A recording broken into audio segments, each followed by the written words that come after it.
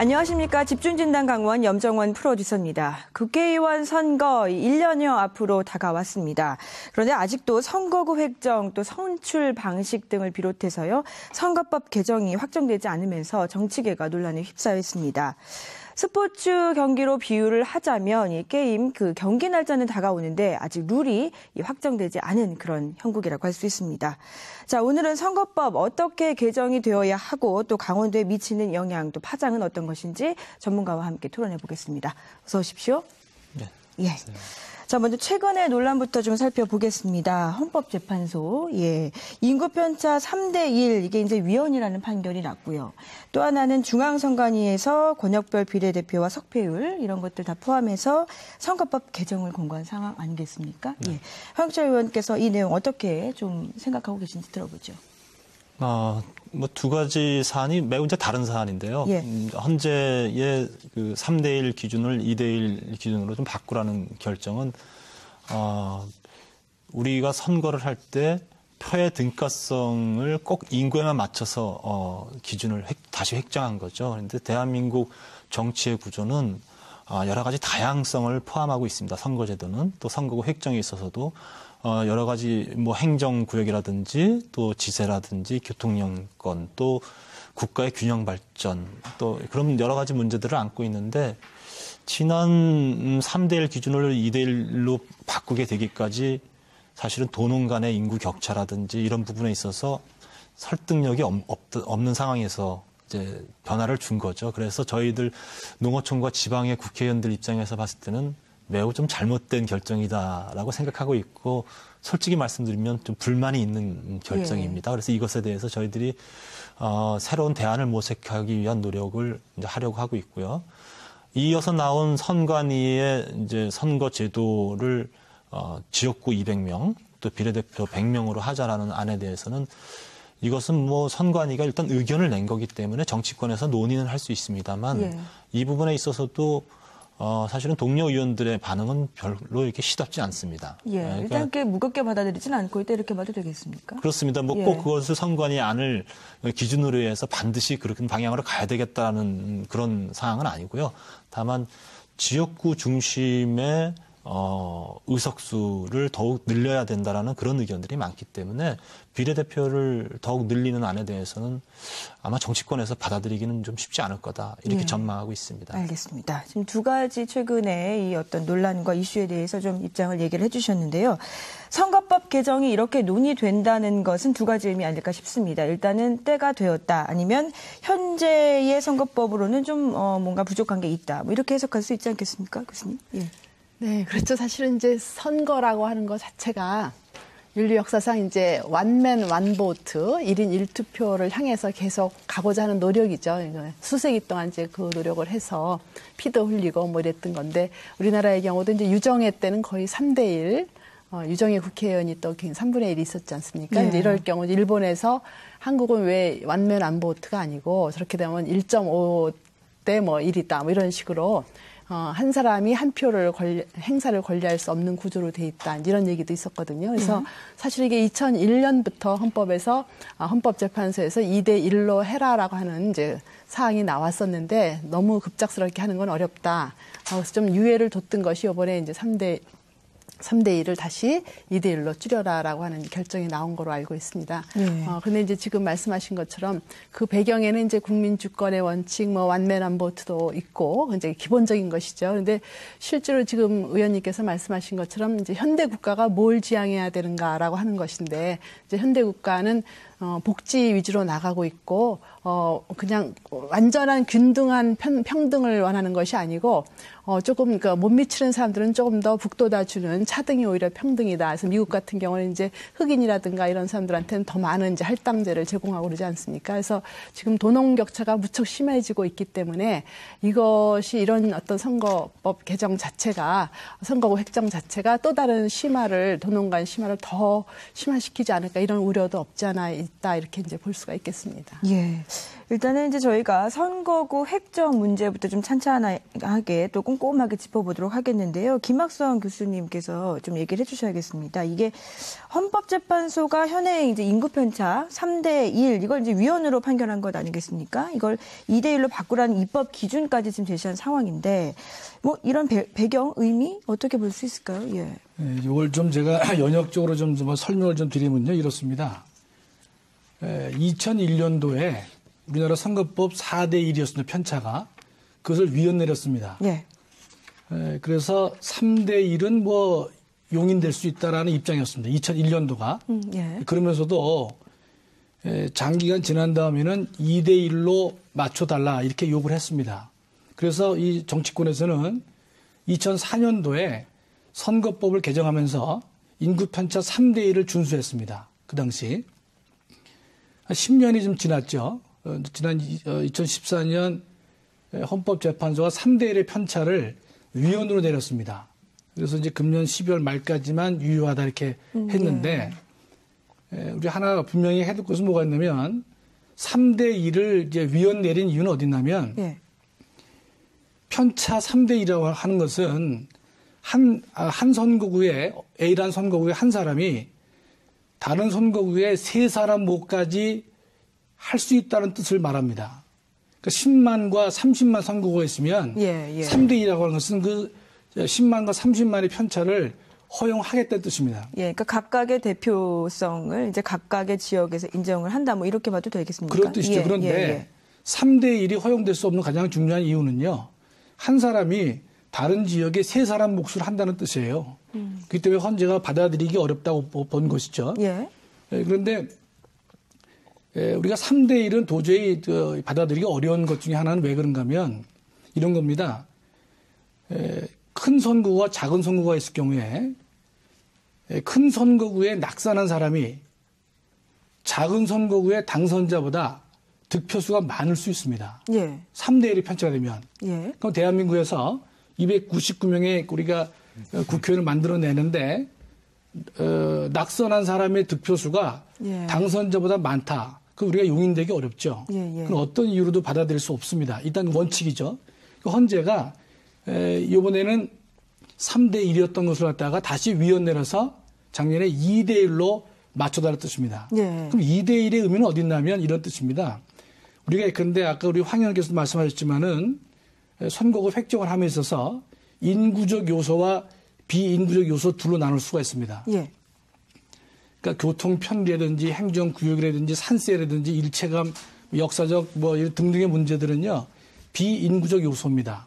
우리 헌법학에서는 왜 헌재가 엄격하게 2대1을 넘으면 안 된다라고 얘기를 하고 있는가 하면 2대1이 넘으면 한 사람이 두 사람 몫을 하는 것입니다. 그렇기 때문에 이것은 평등의 우리 헌법에 있어서 평등선거의 대원칙에 위반된다 이렇게 보는 것이죠. 참고로 미국의 경우에는 철저하게 1대1을 준수합니다. 일단 그런 거 아니겠습니까? 헌재의 결정대로 한다면 일단 하한 인구가 13만 8천 명이더라고요. 여기 이 기준으로 보면 강원도에서는 지금 나와 계신 황영철 의원의 지역구 그리고 한기호 의원 지역구죠. 철원, 화천, 양구, 인제 여기가 하한선에 이제 미달되니까 조정을 좀 받아야 되거든요. 예, 발등에 불 떨어졌겠는데. 예, 어떠십니까?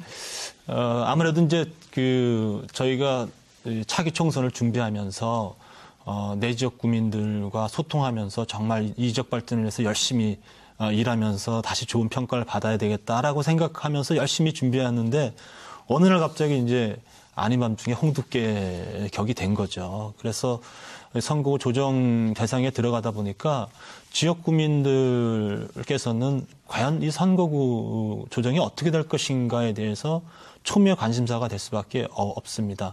아까 게임의 룰을 말씀하셨는데 게임의 룰을 떠나서 게임을 어느 경기장에서 치러야 될지가 결정이 안 된 거예요. 그러다 보니까 전화 선거를 준비하는 사람이나 또 지역 구민들이 과연 우리 지역의 대표성의 문제가 어떻게 될 것인가에 대해서 많은 걱정을 하고 계시죠.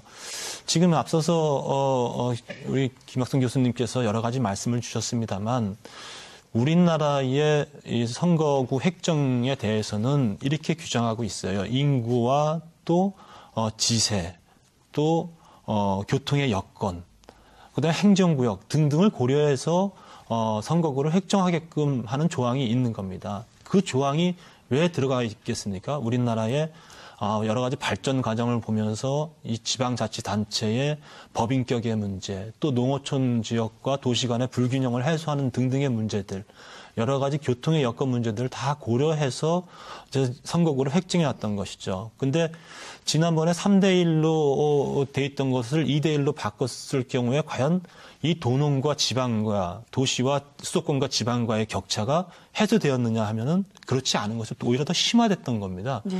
지금 이 데이터를 보면은 지난 3대1로 결정할 당시에 도시와 도농 간의 인구 격차는 약 한 12.1%의 농촌 인구가 그렇게 돼 있었는데 이제는 약 9%로 줄어들었어요.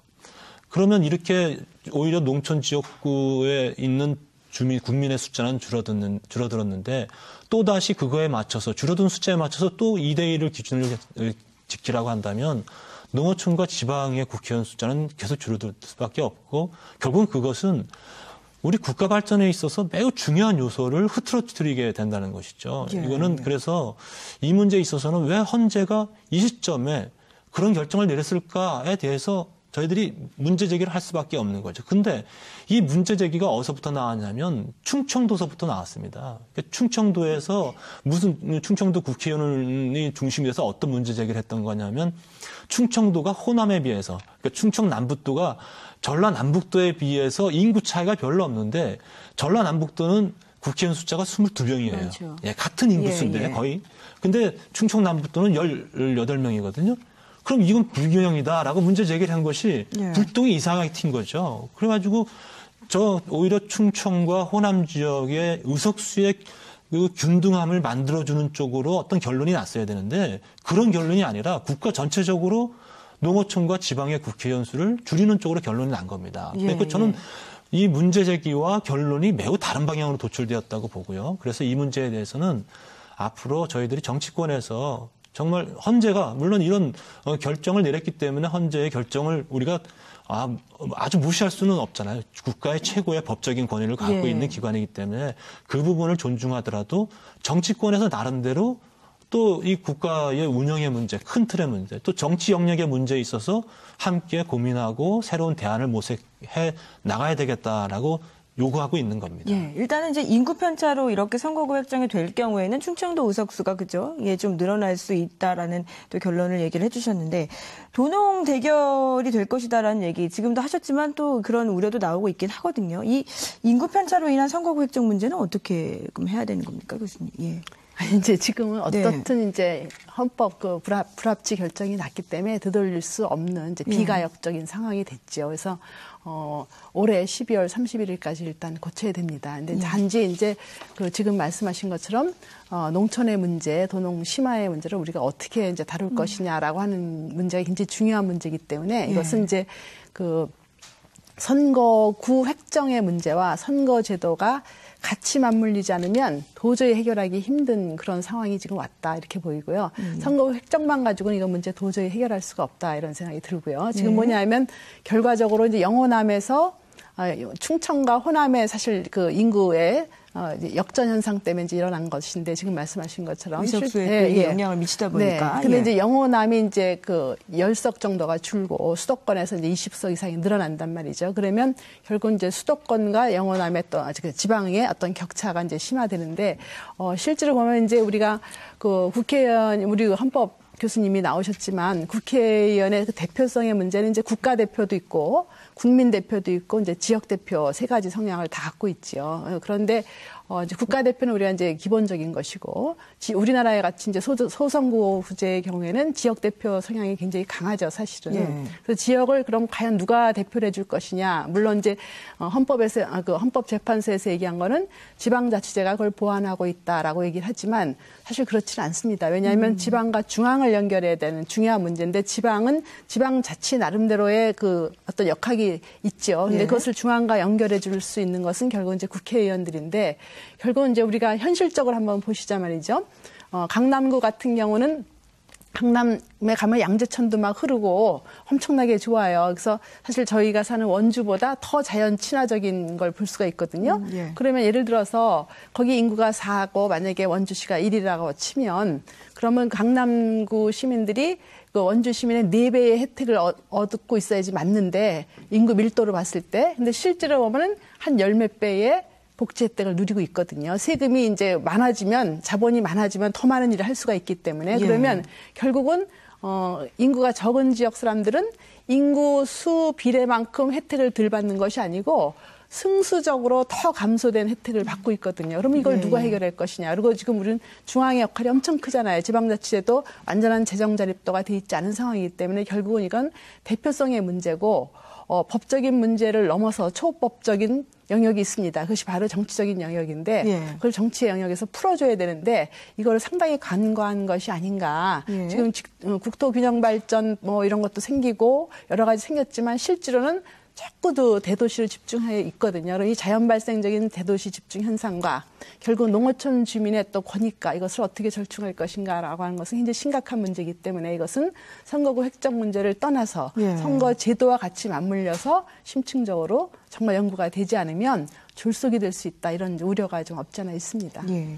지금 이제 헌재 결정이 이제 어차피 난 거기 때문에 이렇게 이제 가야 된다라고 말씀을 하셨는데 그렇게 되면은 최소한 지금 강원도가 국회의원이 의석수가 9인데 이게 이제 한석 줄지 않겠습니까? 또 여기 의원께서는 뭐 김진태 의원하고도 이렇게 같은 싸움이 될 수도 있지 않겠습니까? 뭐 그렇게 예를 들자면요. 예. 글쎄요, 저희가 이제 이 선거구 획정을 논의하는 과정 중에 제일 저희를 어렵게 만드는 것이 미리 이제 재단을 합니다. 예단하는 것이요? 재단을 미리 이제 예단을 이제 하죠.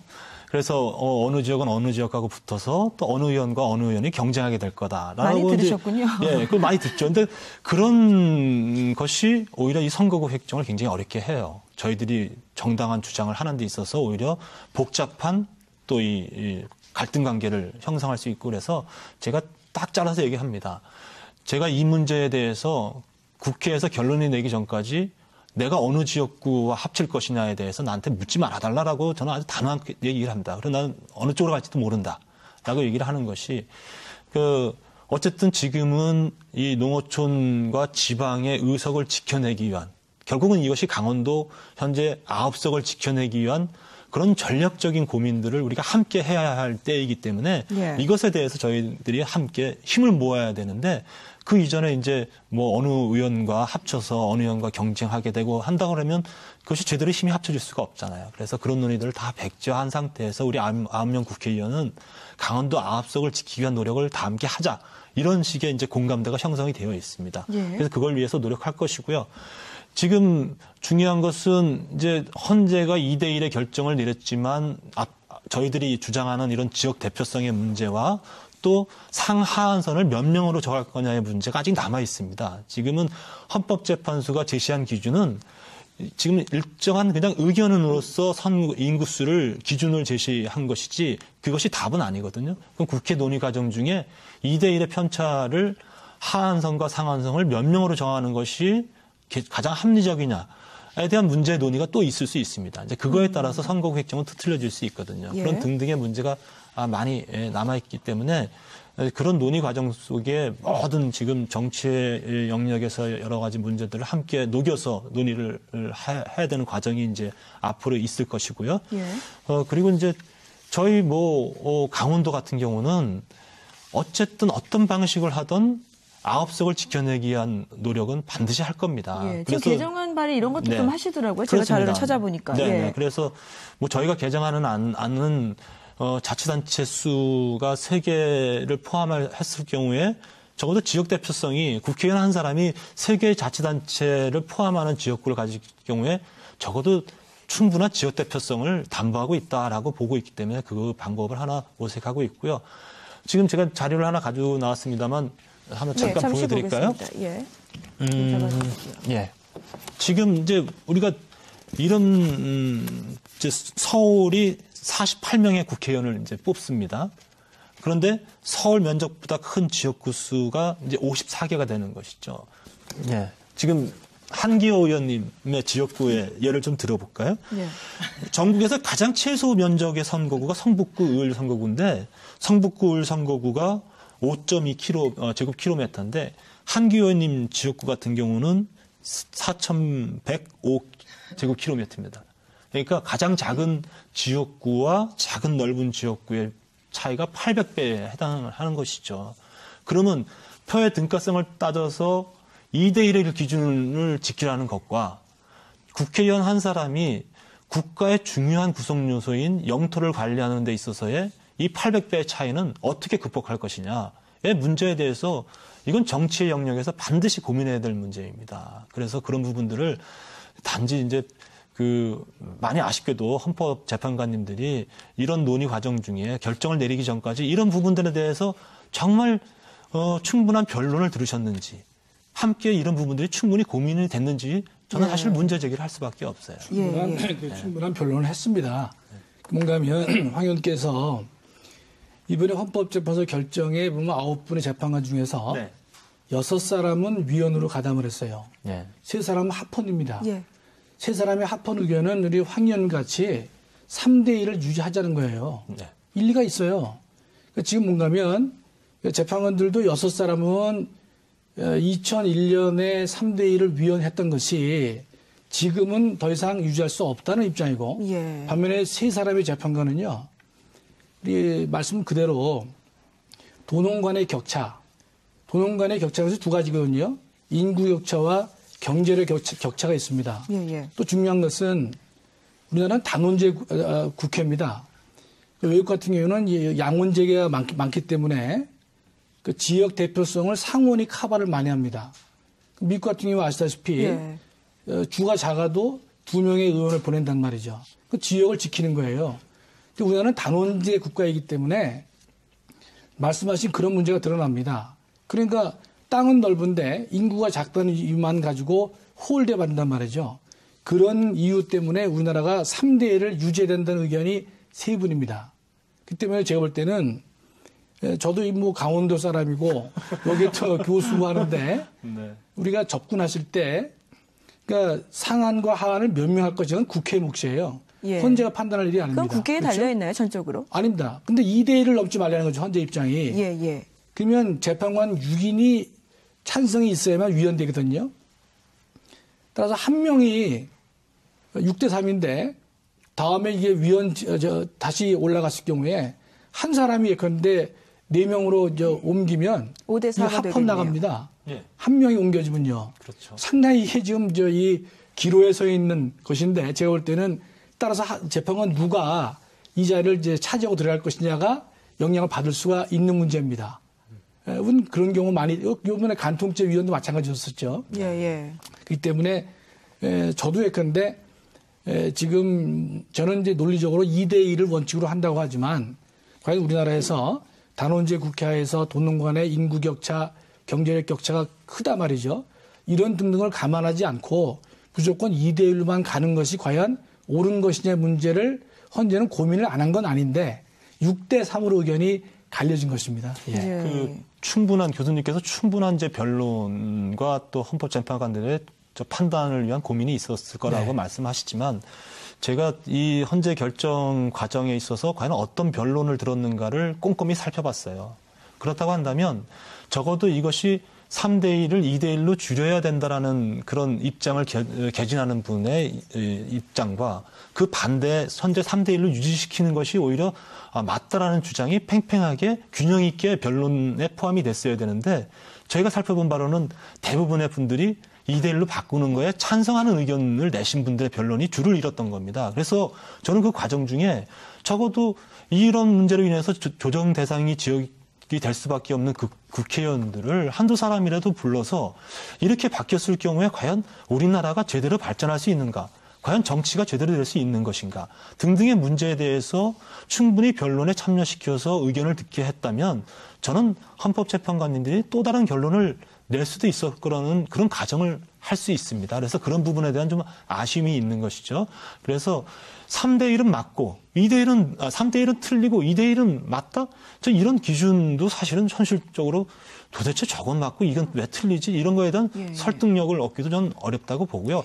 중요한 것은 더욱이 지금까지 3대1의 기준을 만들었던 것은 우리나라가 산업화를 겪으면서 도시 집중화가 생기고 그러니까 지방과 농어촌 지역을 어느 정도는 정치력을 보장해 줘야 되겠다. 그걸 통해서 균형 발전을 만들어 가야 되겠다는 기본적인 지향점이 있었던 겁니다. 그런데 농촌 지역이 그 이후에 인구가 늘어나서 적어도 이것을 2대1로 바꿔도 충분히 도농 간의 대표성의 문제에 심각한 불균형이 안 생기는 방향으로 바뀌었으면은 그것이 가능하고 올바른 방향일 수 있는데 오히려 앞서 말씀드렸듯이 도농 간의 격차는 더욱 심화되는 쪽으로 바뀌었습니다. 그럼에도 불구하고 이렇게 그 바뀐 인원수만큼에 따라서 더 줄이라고 한다면 그럼 앞으로 생각해 보세요. 대한민국 전체적인 이 국가의 정책 방향이 어디로 가겠는가. 국회의원 한 사람이 국회에서 내는 목소리의 비중은 300대 1입니다. 매우 큽니다. 오히려 비례대표제 의원을 빼면 246명 중에 한 명의 역할을 하는 거기 때문에 이 한 명의 의원이 어떠한 정책 방향과 정책 마인드를 가지고 있느냐는 매우 중요한 국가 정책에 있어서 중요한 부분이기 때문에 저는 걱정스러운 부분이 많다. 이런 생각이 듭니다. 그 개정안을 이제 만드셨다고 하는 부분에 좀 착안을 해가지고 그럼 2대1 이제 이걸 받아들여야겠다는 생각이 있으시니까 예외 조항 이런 것들을 고민하고 계신 것 아니겠습니까? 근데 이게 현실적으로 이제 받아들일 수 있는 것인지 또 이것이 실현이 될 수 있는지는 또 그게 또 궁금하거든요. 예, 교수님. 저는 뭐 이제 황 의원님 의견에 전적으로 동의하면서 근데 이거는 지금 이미 좀 루비콘 강을 건넌 게 아닌가, 이제 다시 돌리기는 어렵지 않은가 이런 생각이 들고요. 단지 이제 그 전에 그 국회 입법조사처에서 작년에 그 조사한 연구에 의하면 그동안 인구 편차를 이렇게 최대와 최소를 줄이려고 하는 노력에 의해서 그런 편차가 줄여졌나, 그렇지 않다는 겁니다. 우리나라 조사를 해보니까 우리나라의 그 선거구 보면은 경계 선거구에 있는 지역이 너무 많기 때문에 중앙으로 수렴되지 않기 때문에 실제로 그걸 나눈다 해도 나중에 효과가 그렇게 나타나지 않는다. 그래서 이거는 사실 실익은 별로 없는 결정이에요. 어떻게 보면은 개인 주권의 문제에 관해서 법적으로는 맞는 것이지만 실질적으로 우리나라에서 그렇게 효과가 크게 나타나지 않을 것이다. 이렇게 해도 나타나지 않는다. 그렇다면 지금 이제 와서는 이걸 어떻게 접근해야 되냐. 우리가 법리 논쟁보다는 오히려 실질적으로 선거제도 개편, 중선거구제로 전환을 한다든가 전반적인 거를 지금 논의하지 않으면 안 될 시점이다. 왜 그러냐면 우리가 지금 통일을 앞두고도 있고 동아시아 지역의 문제도 있고 경제의 문제도 있기 때문에 예전처럼 소선거구제로 갈 것이냐 아니면 광역으로 갈 것이냐 이런 보다 근본적인 문제랑 같이 연결돼서 국가 발전과 정말 연결되는 큰 틀에서 논의가 돼야 될 것이다. 근데 시간적으로 굉장히 촉박하죠. 그래서 미세 조정보다는 그런 문제를 더 좀 심각하게 고민을 해야 될 때가 아닌가 좀 이런 생각이 드네요. 지금 말씀하신 것처럼 그래서 지금 선거제도 개편 뭐 이런 얘기들도 맞물려 나오거든요. 석패율도 그렇고 비례대표 얘기도 나오고 그래서 지금 그게 지금 다 맞물려 있는데 그러면 저희가 이 선거제도 개편 관련해서도 좀 짚어보겠습니다. 지금 중앙선관위가 이제 공고한 어떤 그런 안들이 있고요. 또 독일식 선거 원리를 좀 도입하자 뭐 이런 것들도 얘기가 나오거든요. 황 의원께서도 이거 알고 계시죠? 뭐 독일식 또 미국식 뭐 다 있지만 사실은 이제 우리하고 매우 이제 다른 정치 현실에 맞게 이제 만든 것이죠. 그런데 저희가 저도 이제 이 문제 논의 과정 중에 이 선거관리위원회에서 이제 100명의 비례대표를 뽑고 소선거구제는 유지하되 또 200명의 지역구를 뽑는 방식을 통해서 문제를 해결하자라는 식의 이제 선거법 개정 의견을 냈을 때 왜 저런 의견을 냈을까 좀 의아스러웠어요. 그런데 우리나라는 우리 지금 새누리당에서도 그렇지만 기본적으로 국민으로부터의 공천권을 돌려주자라는 오픈 프라이머리를 추진하고 있는 겁니다. 그 이유는 모든 선거에 대한 권한을 국민들이 갖게 하고 거기서 당의 후보자도 뽑고 그리고 지역구의 후보자도 뽑아내게끔 하는 쪽으로 저희들이 정치개혁을 추진해가고 있는 과정이기 때문에 그 과정 속에 비례대표제 의원을 더 늘리는 방향은 아마 소화되기 어려울 거라고 보고요. 또 중선거구제와 소선거구제는 각 정당이 첨예한 이해관계가 걸려 있습니다. 그렇게 이해관계가 있는 부분에 있어서는 저희들이 국회에서 지금까지 여러 가지 법안들을 처리함에 있어서 다수결의 원칙을 기본적으로 지켜왔습니다. 그러나 이 선거법 정치관계법 개정에서만큼은 다수결의 원칙을 고수한 것이 아니라 합의의 원칙을 고수해 왔습니다. 그러니까 어느 한 당이라도 이 부분에 대해서 수용하지 않으면 선거법을 개정하지 않았어요. 결국 만장일치 여야 합의에 의해서만 선거법을 개정했던 것이죠. 그러한 현재까지 프로세스를 봤었을 때 여야가 서로 유불리를 따졌을 때 유불리가 확연하게 드러나는 방향으로는 어느 쪽도 수용하지 않을 것이다라고 봐서 저는 기본적으로 소선거구제의 틀은 유지될 거라고 보고요. 그 소선거구제가 유지되는 틀 속에서 이 헌재에 결정되는 부분을 어떻게 녹여낼 것이냐에 대한 논의가 앞으로 집중될 수밖에 없다. 이렇게 보고 있습니다. 김학석 교수님 생각은 어떠십니까? 지금 권역별 비례대표 또 석패율 제도 이런 얘기 나오고 있는데요. 매우 부적절한 얘기죠. 시기적으로. 왜냐하면 지금 선거구 획정 자체가 초미의 관심사고 그걸 1년 내에 달성하기가 매우 어려운 상황인데 근데 지금 이 비례대표를 이 중앙선관위의 의견을 보면 비례대표를 대폭 늘린단 말이죠. 그럼 지역구를 또 대폭 줄여야 됩니다. 그걸 어느 국회의원이 찬성하겠습니까? 예? 속으로는 내가 볼 때는 그 안 자체를 버리고 싶은 마음일 텐데 지금은 제가 볼 때는 선거구 획정의 금년에는 초점을 더 맞추고 올해는. 가야 되는 것이지 여기에 한술 더 떠서 권역별 비례대표 이거 뭐 독일식의 유사한 제도가 있긴 있습니다만 지금은 시기적으로 매우 부적절하다. 저는 그래서 뭔가 하면 이 선거구 획정 이외에 다른 그 선거법에 대한 개정 문제는 좀 우리가 보류시켜야 하는 것이 좋겠다. 그런 생각입니다.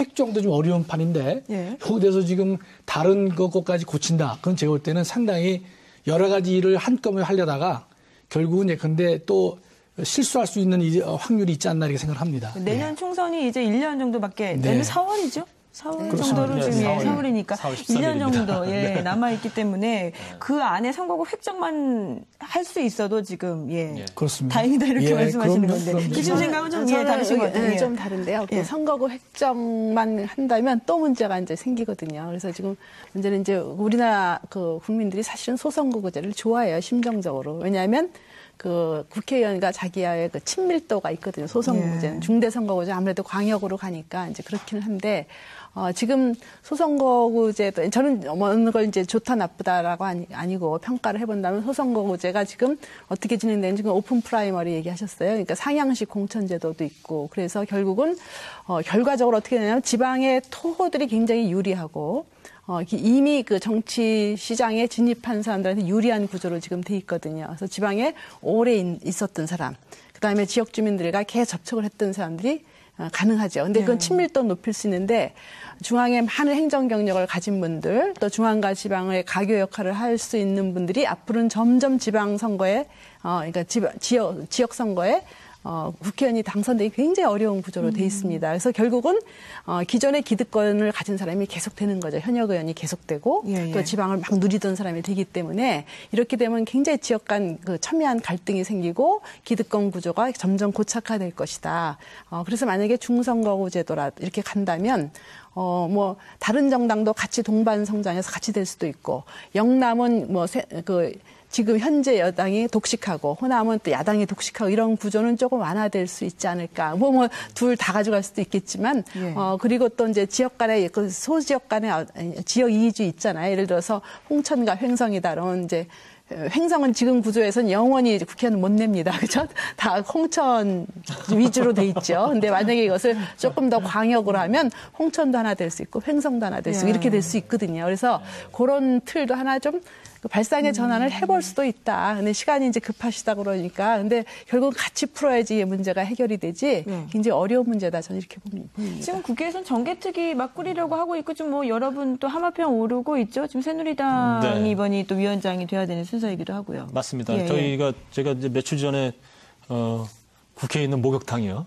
저희 국회에 목욕탕에서 이제 원내 수석 부대표인 조혜진하고 만나서 정말 이런저런 이제 고민을 같이 얘기를 했는데 일단 빠르면 이번 주에 정개특위위원이 좀 선정될 것 같아요. 예. 그리고 다음 주부터 활동을 좀 시작해야 되지 않겠느냐, 이제 이런 의견을 하고 있는데, 이제 거기에 저희 같이 이제 이 조정 대상에 들어간 이제 농어촌과 지방 주권지키위원 모임을 중심으로 해서 반드시 한 명씩은 들어가야 된다라는 요청을 저희들이 양당 원내대표를 찾아서 정중히 좀 요청을 했습니다. 이제 그 부분에 대해서 사실 지금 고민을 좀 하고 있어요. 선거 조정 대상인데 이제 거기에 들어갔을 경우에 전체적인 논의에 잘 흡수가 될 것인가, 저희들의 의견이 너무 강하게 표출되지 않을까라는 이제 그런 걱정을 좀 하고 계시는데, 이번에 정개특위는 예전에는 이제 그 각 국회 말에 선거구 획정의 모든 권한이 정개특위에 있었기 때문에 정개특위 안에서 선거구 획정을 했던 겁니다. 그런데 이제는 선거구 획정을 어떤 방식으로 둘 거냐에 대한 논의가 아직 남아있는 거거든요. 그래서 그런 선거구 획정을 하기 위한 정개특위, 최종 단계에 있는 정개특위가 아니기 때문에 이런 논의 과정 중에는 반드시 지금 헌법재판소의 결정으로 인한 여러 가지 문제점들을 논의의 대상으로 삼을 수 있는 구조는 만들어줘야 된다라고 저희들이 요청하고 있는 겁니다. 예. 그리고 나서 선거구 획정을 하는 단계에 들어가면 조정 대상, 이해 당사자인 사람들은 빠져도 좋다, 빠지겠다라는 의견까지 저희들 제시를 하고 있고요. 그다음에 사실은 이제 그 우리 교수님이 그 뭐 중선거구제와 소선거구제의 여러 가지 이제 장단점을 말씀하셨는데, 분명히 장단점이 있어요. 장단점이 있기 때문에 어느 한쪽이 여야 모두에게 합리적인 안이고 좋은 안이라고 하면 바뀔 가능성은 매우 높습니다. 그런데 여야 모두가 생각의 차이가 있는 것이거든요, 현재. 그렇기 때문에 이런 생각의 차이가 있는 안, 유불리가 극명하게 드러나 있는 안으로 바뀔 가능성은 매우 적다라고 보는 것이죠. 그리고 지역구 얘기를 하셔서 제가 이제 홍천 출신인데 횡성 출신이 한 명도 안 나온 것에 대해서 굉장히 아쉽게 말씀하셨는데, 그건 아니고요. 저는 이 지역구가 복합선거구인 국회의원들이 가지고 있는 가장 큰 역할 중에 하나가 자기 출신 지역이 아닌 곳을 더 잘 챙기는 부분이 매우 중요합니다. 그 부분은 매우 중요한 예. 부분에서 말씀을 드리고요. 아무튼 저희가 이제 그 19대 국회 말에 3개 지역구에 대한 선거구 획정 논의가 있었는데, 그 논의를 하는 데 있어서 끌고 끌다가 선거 2개월도 못 되게 남아서 최종 결정이 났거든요. 예, 예. 그러면 지금은 늘어나는 지역이 37곳이고 줄어드는 지역이 25곳, 62개 지역에 선거구 재획정을 해야 되는 상황에 있는 겁니다. 예. 그러면 이 62개 선거구 재획정이 과연 다른 논의들과 맞물려서 진행이 되면 되겠느냐? 결국 많은 논의들 갑론을박하다가 아무것도 결론 내리지 못하고 오히려 원한 대로 갈 가능성도 있다. 이런 추측까지도 좀 가능하게 되는 원한 상황이에요. 대로 갈 수도 있습니까? 이게 지금 예. 이 선거법 개정이라는 것이 네. 국회에 지금 달려있다 원한 대로 보니까 갈 수가 없죠. 없죠. 이게 원한 대로 갈 수는 없지 30년 않습니까? 효력을 상실하는데 그다음에 이제 원하는 이게 불가능하지. 예, 지금 이제 네. 그 위헌 결정이라는 것이 진행되고 있는 안에 이 법에 대해서 이제 위헌 결정을 내리는 것이죠. 그래서 저는 물리적으로 당연히 헌법재판소의 의견을 따라서 바뀌어야 된다라고 저는 생각을 합니다. 그렇게 해야 되는 것이 맞죠. 그런데 그렇게 안 됐을 경우에 대한 부분에 있어서 예. 그거를 그러면 전체 선거를 무효화시킬 것이냐, 이런 부분들도 논의의 대상이 될 수가 있다고 지금 보는 거예요. 보면요. 그 지금 우리가 황 의원님이 잘 몰라서 하신 말씀이에요. 왜냐하면 12월 31일자로 네. 효력을 유지합니다. 그 네. 이후에는 효력을 상실시켜요. 네. 헌법재판소가 작년에 왜 금년 12월 말까지 효력을 유지시켰냐면 그 이유는요. 금년에 생길 수 있는 보궐선거를 치르기 위해서 허용한 겁니다. 네. 그러면 이것은 12월 30일 되면 전체가 다 효력을 상실합니다. 예. 그렇기 때문에 국회로서는요, 내년 총선을 위해서는요, 새롭게 법을 이러면 가능합니다. 그런데 지금의 안 그대로 새롭게 만드는 방법이 있을 수 있어요. 그거는 욕을 먹겠지만 가능합니다.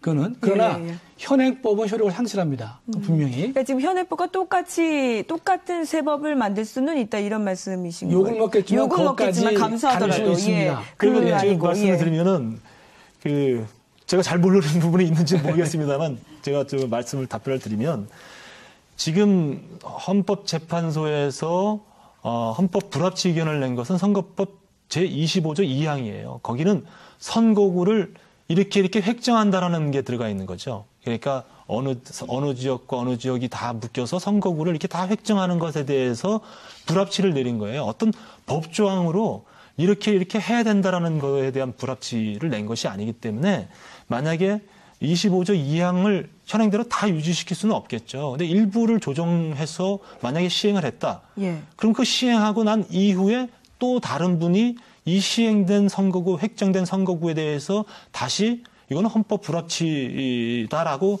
제소를 하게 되면 그때 다시 헌법재판소가 심의를 하게 될 겁니다. 그런 방식이 이제 돼야 된다고 보는 것이죠. 조금 전에 말씀하셨지만 충청북도에서 문제를 제기했죠. 네. 호남이 연루됐잖아요. 그럼 강원도는 왜 되느냐? 선거 구역표는요, 불가분의 원리입니다.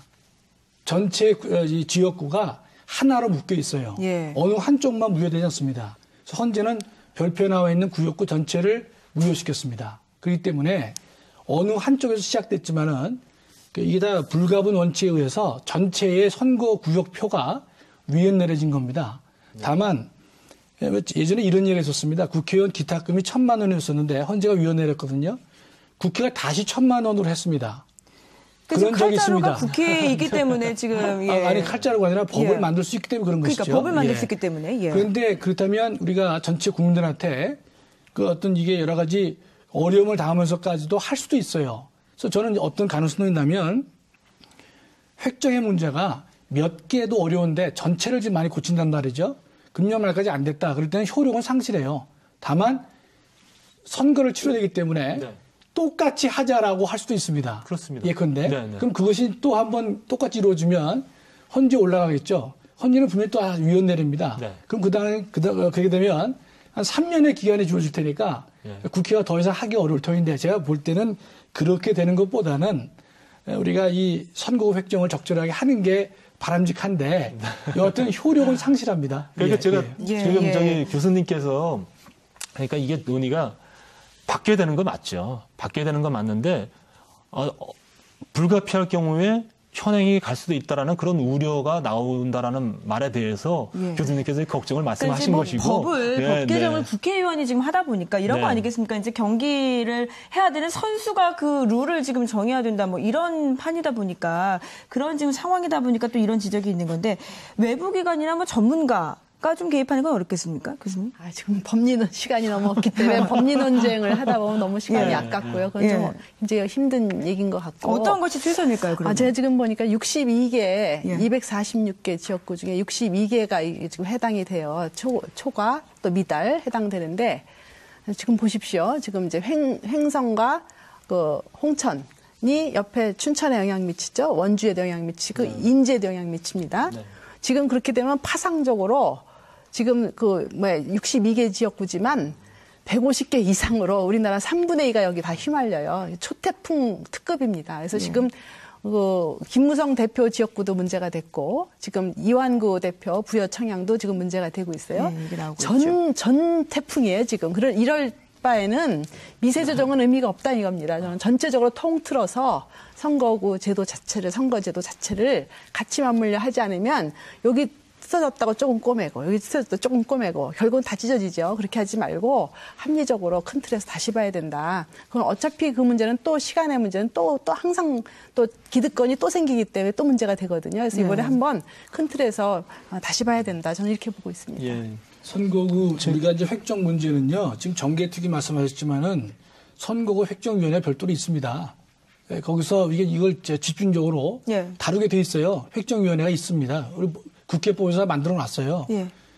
다만 제가 볼 때는 아까 누가 들어가서 이거 할 것이냐. 누가 들어가서야 됩니까? 우리가 보면 선관위가 해야 된다 이런 말도 있지만 그건 이제 동의할 수 없죠. 선관위는 위원회 일부만 들어갈 것이고. 그다음에 국회의원도 들어가야 되겠죠. 외부 전문가도 필요하겠죠.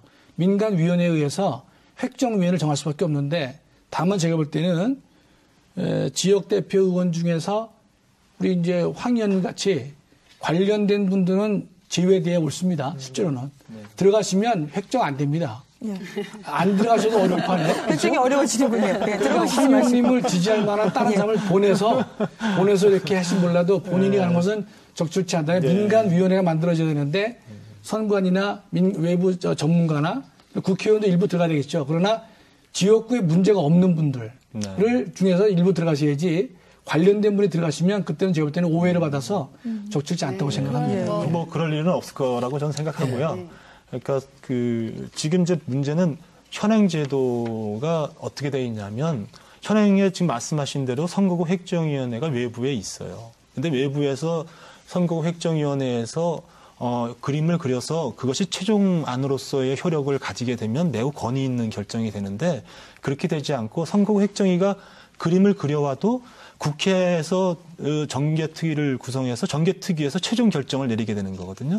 그러니까 결국은 바깥에서 외부인들이 힘들게 논의해서 굉장히 객관적인 안을 만들어 왔다 할지라도 국회 논의 과정 중에 이것이 특정 국회의원에 유리하게 불리하게 이런 게리맨더링이 될 수 있다라는 그런 구조를 안고 있는 것이죠. 그래서 이 부분에 대해서는 저희 새누리당의 보수혁신위원회 제가 위원인데 저희들이 논의를 통해서 외부에서 최종적인 권한을 가지고 있는 선거구 획정을 하게 하자라는 쪽으로 저희들이 의견을 만들어냈습니다. 그래서 그렇게 하고 나서 국회에서는 이것을 조정하게 하는 권한을 주지 않고 찬반을 묻게 하는 그런 법안이니까요. 찬반만 묻는 형태로 안을 내놓은 상태이죠. 이제 물론 이 부분에 대해서도 우리 뭐 여러 가지 해당되는 의원님들의 불만도 있지만 저도 조정 대상 지역에 포함되어 있는 국회의원이지만 이 부분에 있어서만큼은 객관성을 유지시켜 주는 게 옳다라고 생각해서 같이 거기에 이제 동참을 했던 겁니다. 이제 이런 식으로 바뀌어야 된다라고 보고 있어요. 그래서 이렇게 되면 오히려 지금 19대 국회의원 선거에 있어서 세 지역을 조정하는 데 있어서 아주 첨예하게 싸웠었는데 이제 지금 이제 김영수 교수님 말씀대로 해당 지역이 62개라고는 하지만 말씀하신 대로 이 62개 지역의 파급이 서너 개 지역과 다 맞물려 있거든요. 그렇다고 한다면 전체 지역구가 다 이 혼돈 속에 빠지게 되고 결국은 이것이 국회의원들이 선거구 획정을 할 경우에 국회의원들끼리 싸우다가 아무것도 못할 상황이 될 수 있어서 오히려 이번에만큼은 더 외부에 두는 것이 외부에 결정 권한을 주는 것이 국회의원들로 하여금 오히려 더 다툼을 줄일 수 있고 객관적인 결정이 될 수 있게 할 수 있다. 이렇게 생각을 합니다. 저도. 이해관계 당사자인 국회의원께서 저렇게 말씀하시니 이제 안심이 되는데요. 근데 이제 하나 경계할 것은 선거구 획정위원회에 이제 들어가는 분들이 이제 이렇게 법학자도 계시고 정치학자도 계시고 많은 분이 계신데 상당히 경계해야 될 것이 너무 과학적 결정을 내리면 안 된다 이렇게 생각이 됩니다. 왜냐하면 지세와 역사와 문화라는 게 있기 때문에 지역이라는 건 굉장히 동질성을 갖고 살아가는 지역이거든요. 그래서 뭐 대도시가 아니고 특히 농촌 지역의 경계를 나누거나 그럴 때는 그동안의 생활상이나 이런 걸 봐야 되는데 외부 전문가라고 하는 분들이 굉장히 과학적으로 보는 경우가 많아요. 그래서 뭐 미국 같은 경우 뭐 탁탁 이렇게 선도 나누고 이렇게 하지만 대한민국은 아주 노령화된 그런 어떤 지형도 있고 또 어느 지역은 합쳤는데 예전에 그런 거 있지 않았습니까? 봉화와 뭐 저쪽 영중적인가요? 그 영양은 뭐 산을 이렇게 넘어가야 돼서 도저히 같은 지역구를 묻기 어려운 거를 그냥 뭐 공중 촬영하듯이 나눴단 말이죠. 이런 결정은 있어서는 안 된다. 그래서 정말 그 심층적인 것을 연구하고 그것을 아는 분들이 들어가야 되지 않겠나 이런 생각이 듭니다. 저희가 토론을 마칠 시간이 좀 되어서 지금 좀 못다한 의견 있으면 좀 들어보도록 하겠습니다. 교수님 좀 얘기해 주시죠. 뭐 다 말씀하셨는데요. 제가 아까 우리 황 의원께서 말씀하신 것 중에서 헌법재판소와 관련된 부분이 있어서 제가 말씀을 좀 드리면 3대1과 2대1의 의견을 어느 한쪽만 들은 것이 아니라 헌법재판소가 재판할 때는요. 다 공의 균등한 기회를 드립니다. 또 하나는 헌재가 위헌 여부를 판단할 때 특히 관련 국가기관에 대해서는 의견 개진의 기회를 반드시 부여합니다. 그렇기 때문에 국회의 의견을 다 들었고 그다음에 3대1, 2대1 그랬을 경우에 그 동수의 전문가의 참고인 진술을 듣고 판단을 보통 합니다. 그렇기 때문에 우리가 한쪽으로 좀 치우치지 않으셨으면 좋을 것 같고요. 또 하나는 저도 2대1만을 꼭 준수해야 된다 이런 그 철학을 갖고 있는 사람은 아닙니다. 우리가 비인구적 요소도 어느 정도 감안을 하는데 다만 그 지금의 우리의 이 형세가 2001년도의 상황과 지금 상황이 근본적으로 변화가 됐느냐 안 됐느냐 거기에 포인트가 더 있거든요. 근데 다만 이미 그 선거구가 정착된 나라의 예를 보면 2대1을 거의 지키고 있어요. 그것이 큰 부담입니다.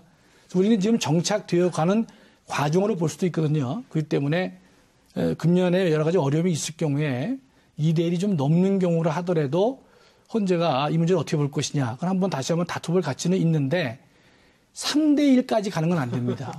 그러니까 2대1을 조금 넘는 경우는 예컨대 헌재도 예컨대 고민을 다시 해볼 수 있겠지만 2.8이 된다든지 2.5가 넘는 경우는 아마 헌법재판소가 또 혹은 위원으로 갈 확률이 매우 높다고 저는 개인적으로 이렇게 진단을 해봅니다. 제가 지금 이제 4대1에서 3대1로 바뀌고 나서 조정 대상 지역이 그렇게 많지 않았어요. 네. 그렇기 때문에 그나마 그런 정도에 대해서는 정치권이 이제 수용을 한 것이었죠.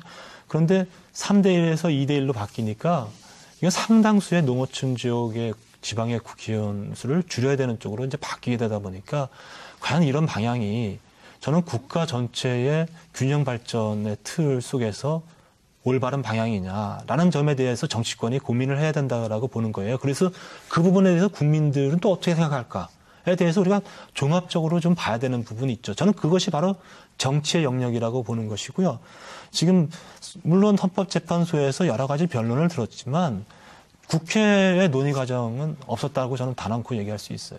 왜냐하면 저희들이 이 논의가 과연 진행되고 있는지에 대해서 전혀 모르는 상태에서 지금 결정이 내려졌다는 것만 봐서도 충분한 소통은 안 됐다라고 분명히 말씀드릴 수 있고요. 선거관리위원회를 통해서 의견을 들었어요. 근데 선거관리위원회의 의견은 역시 2대1이 낫다라는 의견을 이제 제시를 한 거죠. 근데 과연 선관위가 그런 의견을 국가기관으로서 공정하게 냈다라고 좀 보고 있지 않는 겁니다. 그런 등등에 대한 문제 제기를 하는 것이기 때문에요. 아무튼 뭐 짧은 시간입니다만 참 좋은 말씀을 많이 들었는데, 그러니까 교수님께서는 이제 헌법학자로서의 여러 가지 입장을 말씀하신 거고, 또 김 교수님께서는 또 이 정치 영역에 대해서 매우 중요한 부분에 대해서 이렇게 갈리는 것처럼 저는 이 모든 논의들이 향후에 있을 선거 획정 논의에서 정말 치열하게 논쟁을 했으면 좋겠다라고 보는 겁니다. 그래서 그런 논의에 저는 우리 강원도 의석 9개 반드시 지켜내고요.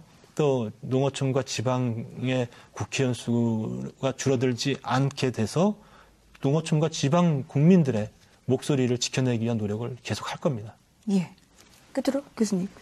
네, 지금 이제 이런 문제를 두고 어떤 당에서 웃고 있고 어떤 당은 지금 조바심을 갖고 있는데, 그런 것 자체가 현재의 구도를 그냥 기정사실화하는 거거든요. 이제 그 자체를 전 털어야 된다라고 보고, 각 당의 그 당리 당략보다는 대한민국의 발전과 이제 대외 관계 이런 걸 다 놓고 같이 봐야 된다, 이렇게 생각이 되고요. 이제 강원도의 경우는 이제 인구가 적기 때문에 굉장히 절실한데, 이거에 관한 지역 간 찢어지지 말고 정말 합심해서 지금 얘기하시는 것처럼 9석 아니면 10석까지도 갈 수 있었으면 좋겠다, 이런 생각이 듭니다. 알겠습니다. 자, 아까 토론에서도 이야기가 나왔습니다. 언급되었는데 게리맨더링 알고 계시죠? 예, 특정 후보나 정당에게 유리하도록 선거구가 획정되는 것을 지칭합니다. 총선 때마다 이 단어 등장하곤 하는데요. 시대와 상황에 따라서 선거법 변화가 필요하다면 해야 되겠죠. 또 당연히 개정이 이루어져야 할 텐데요.